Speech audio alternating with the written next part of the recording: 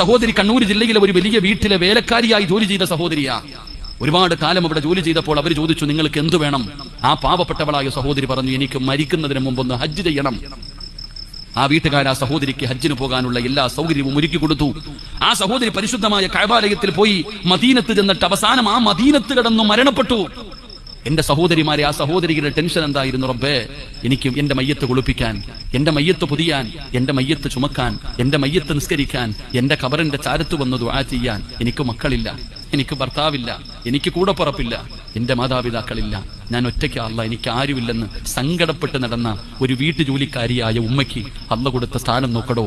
നബിതങ്ങളുടെ റൗള ഷരീഫിന്റെ സ്ഥാനത്ത് സുബഹി നമസ്കാരം കഴിഞ്ഞ് ലക്ഷക്കണക്കിന് പേര് മയ്യത്ത് നിസ്കരിക്കാനുണ്ടായിരുന്നു.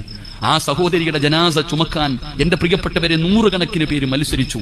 ആ സഹോദരിയുടെ ജനാസ ഖബറിൽ ഇറക്കി വെക്കുമ്പോ പിടിമണ്ണ് വാരി ഇടാനും ദുആ ചെയ്യാനും ആമീൻ പറയാനും അല്ലാഹു